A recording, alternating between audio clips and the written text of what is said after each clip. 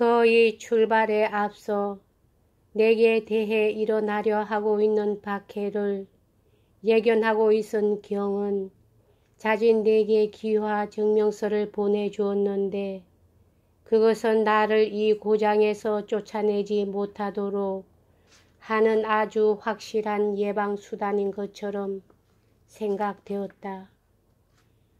발드 트라베르에 있는 꾸베의 신도단은 총독의 전례에 따라 위 증명서와 마찬가지로 신도 증명서를 무료로 내게 주었다.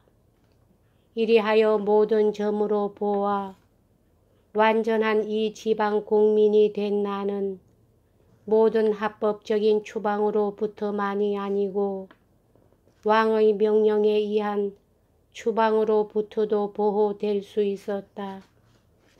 그러나 민중 가운데 항상 국법을 가장 존중해온 사람을 박해할 수 있었던 것은 결코 정당한 방법에 의한 것이 아니었다. 마벌리 신부를 잃게 된 것을 이 같은 시기에 입은 손실에 포함시킬 필요는 없다고 생각된다. 나는 그의 형제들 집에서 있은 일도 있고 해서 다소 관계는 있었으나 그리 깊은 것은 아니었다. 그리고 내가 그보다 더 유명해진 뒤로는 내게 대한 그의 감정이 질적으로 변하였다는 것을 확실히 믿을 수가 있었다. 그러나 내게 대한 그러한 악의가 처음 나타난 것은 산에서의 편지가 발표되었을 무렵이었다. 저네브에서 살라댕 부인에게 보내는 한 통의 편지가 널리 퍼뜨려졌다.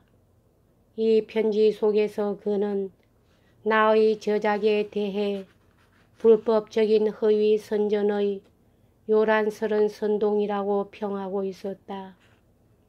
마블리 신부에게 내가 품고 있던 존경과 그의 영민한 두뇌에 대한 나의 경의는 이런 부조리한 편지가 그의 것이라고는 조금도 믿어지지 않게 했다. 나는 이에 대하여 솔직하다고 생각되는 방법을 취하였다. 나는 그에게 편지의 사본을 보내 그것이 그가 쓴 것으로 알려져 있다는 것을 일깨워 주었다. 그는 나에게 아무 회답도 하지 않았다. 이런 침묵은 나로서는 의외였다. 하나 수농소 부인이 나에게 그 편지는 실제로 신부의 것이라는 것, 그리고 내 편지를 보고 그가 무척 거북해 했다는 것을 알려왔을 때의 나의 놀라움이 어떠했는지 짐작해 주시기 바란다.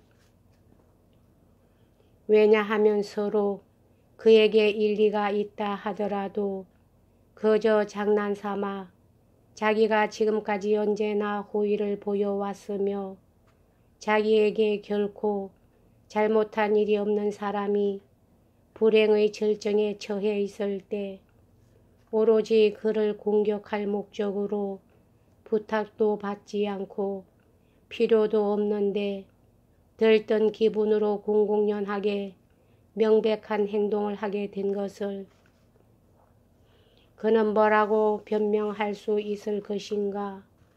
얼마 뒤에 포시용의 대화란 것이 나왔는데 내가 본 바로는 그것은 뻔뻔스럽고 파렴치하게 내 저서에서 따온 것뿐이었다. 이 책을 읽고 나는 이 책의 저자가 내게 대한 태도를 결정하고 있는 것을, 그리고 그가 앞으로 내게 대해 최악의 적이 되리라는 것을 깨달았다. 그는 자기 능력으로는 도저히 쓸 수 없는 민약론이나 또는 연구 평화론을 내가 쓴 것에 대하여 나를 용서할 수 없었다. 그리고 그가 나에게 생피에르 신부의 것에서 발췌하도록 원한 것은 내가 그것을 훌륭하게 해내리라고는 생각 못했기 때문이라고 생각된다. 나의 이야기를 진행시키면 시킬수록 순서와 맥락을 잡을 수가 없다.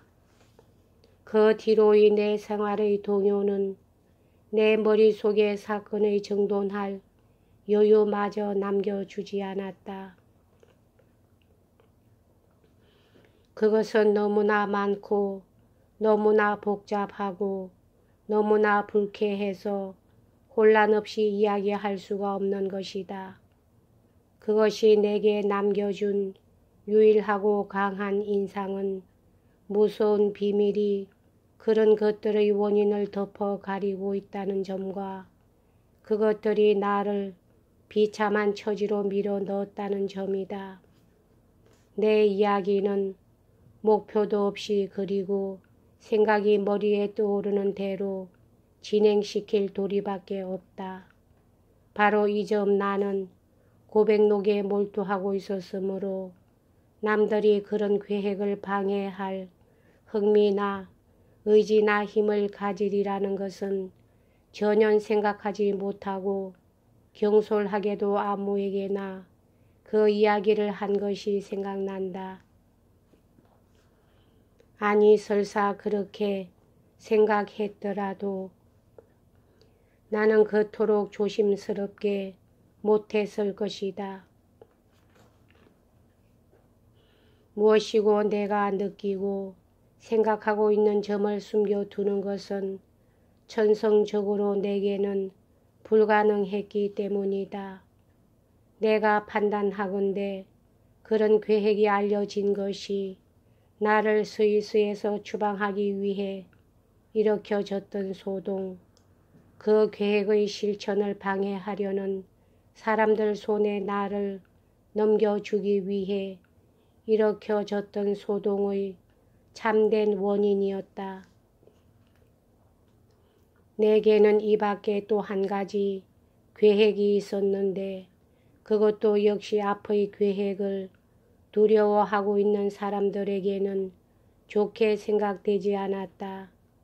그 계획이란 내 저서의 전집을 출판하는 것이었다. 이 출판은 내 이름으로 서명한 책들 중에서 진정한 나의 저서를 확인하기 위하여 필요한 것 같았고 또 나의 적들이 내 명성을 추락시키고 더럽히기 위해 나의 이름을 도용한 위저와 나의 진정한 저서를 구별하는 것을 대중에게 가르쳐 주기 위해 필요한 것으로 생각되었다.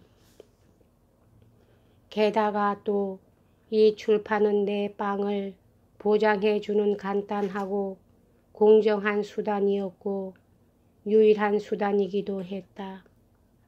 왜냐하면 책 쓰는 것은 이미 단념했고 내 고백록은 살아있는 동안에는 발표될 수 없으며 달리 어떤 방법으로도 돈 한 푼 벌 방도는 없고 그래도 돈은 여전히 써야겠는데 나의 최근의 저술에서의 수입이 끊어지면 내 재력이 다하고 만다는 것을 알고 있었기 때문이다.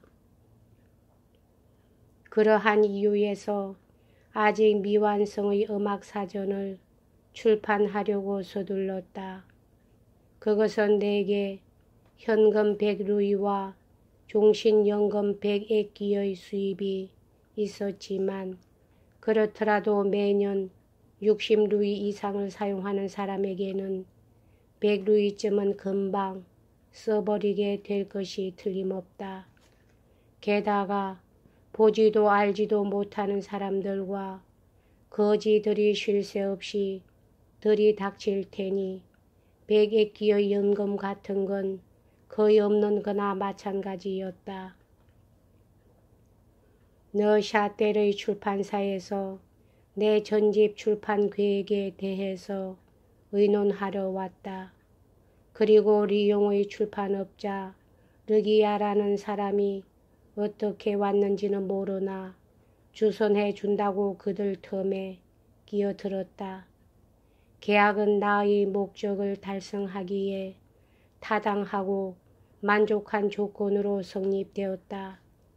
이미 인쇄된 것과 아직 원고로 있는 것을 합쳐 사절판 6권이 되는 분량의 것이 있었다. 출판에 대하여 내가 충분히 보살펴 줄 것도 약속했다.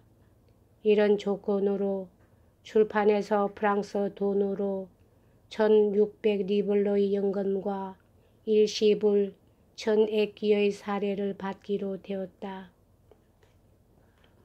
계약은 성립되었으나 아직 서명은 못하고 있을 무렵 마침 산에서의 편지가 출판되었다. 이 불길한 저작과 얄미운 저자에 대해 일어난 무서운 폭발은 출판사를 공포로 몰아넣어 계획은 사라져버렸다.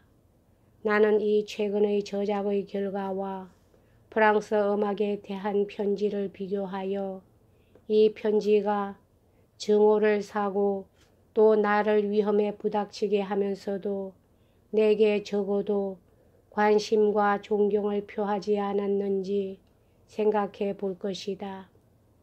이 최후의 저작이 나온 후에 저네버와 베르사유에서 나 같은 괴물을 살려두는 데 대하여 놀랐던 모양이다. 여기까지 하겠습니다.